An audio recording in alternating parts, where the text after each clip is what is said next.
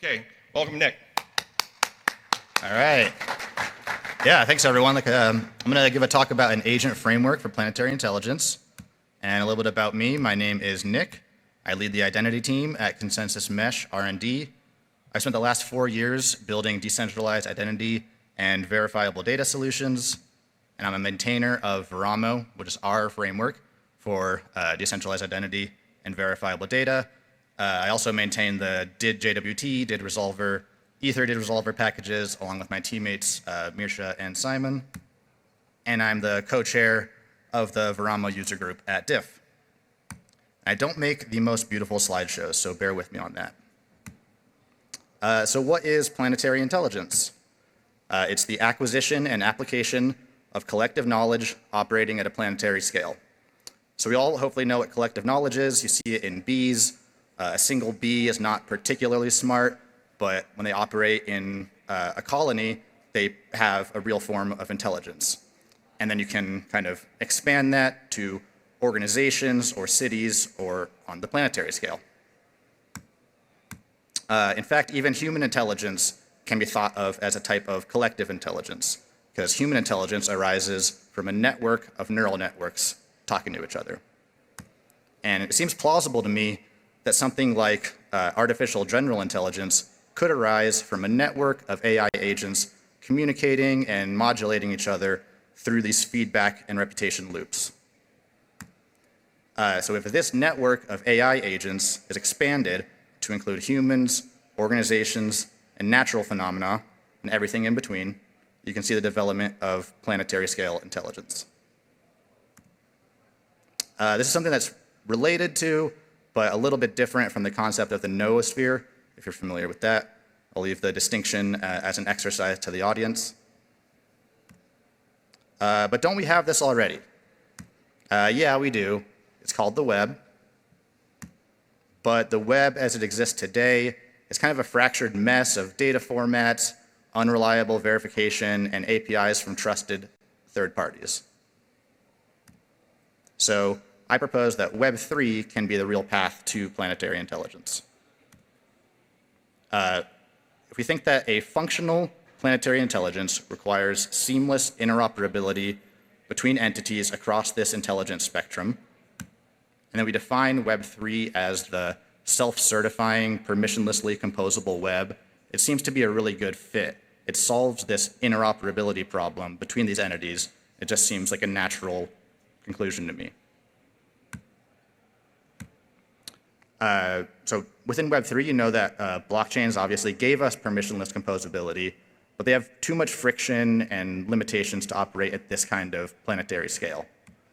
But the concept of self-certification allows us to create systems at this scale without the limitations of Web2, and when necessary, you can interact with the blockchain when you need that extra little bit of security guarantees. And to support this full spectrum of intelligent agents, where you can't say, you know, one agent is a client and one is a server, all of these intelligence beings have to be able to do all of these actions. I think we have to move past the client-server paradigm as the general, operating model of the web into a world of self-certified agent-to-agent communication. What is a Web3 agent? Really simply, it's just a piece of software that represents or acts on behalf of an entity within an interoperable framework. It can be a user agent, a DAO agent, an AI agent, a service agent associated with a specific application, or an IoT agent, giving temperature data across the world and feeding it into this system. And what does an agent framework need to operate well? Well, it needs identity. I need to be able to know for sure who it is I'm interacting with or what it is I'm interacting with. It needs to have data. I need to be able to understand the data that I'm given, to know that it came from this person, and to be able to interpret that data in a functional way. And it needs to have communication. How do we actually send this data around in a useful way? So what we're talking here is about really creating a new type of media.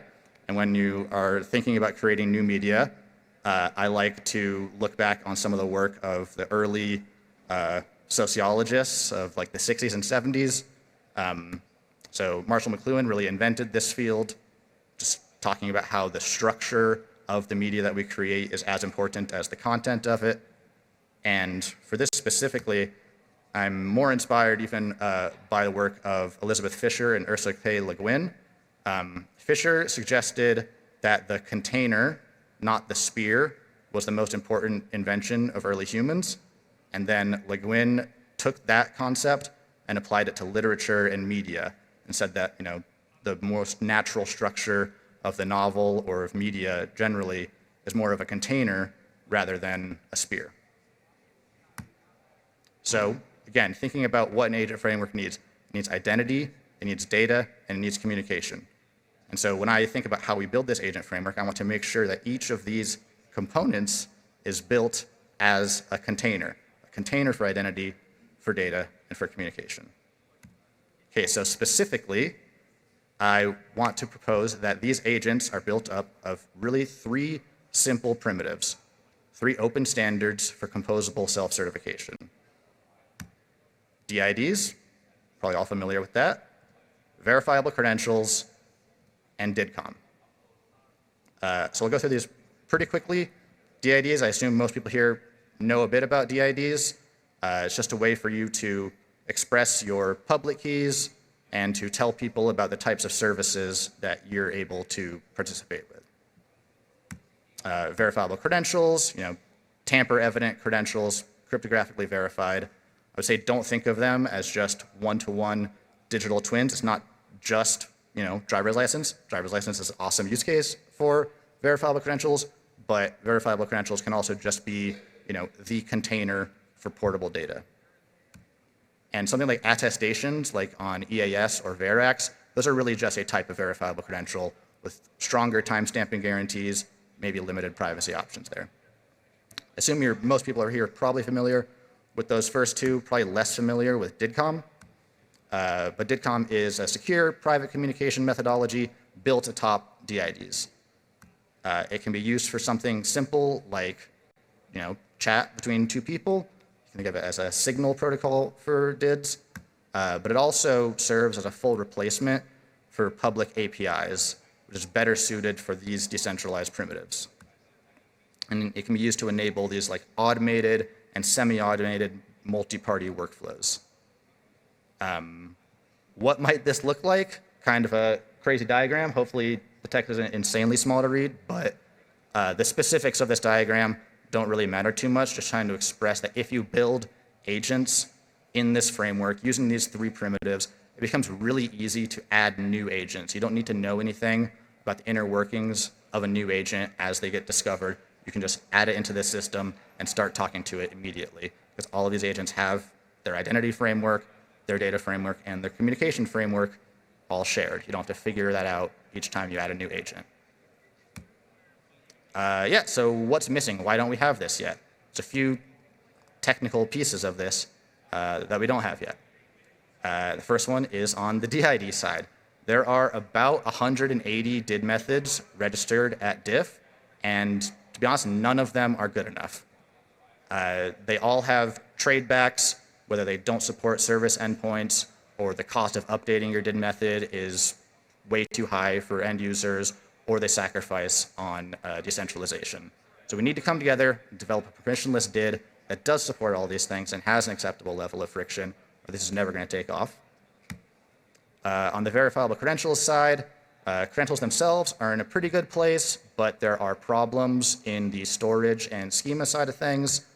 So I'd say we probably need to come together and create a common interface for storing and receiving credentials across this, you know, private-public spectrum, being able to support local storage, ceramic, decentralized web nodes, any other storage solution you can think of inside of one framework would really help there.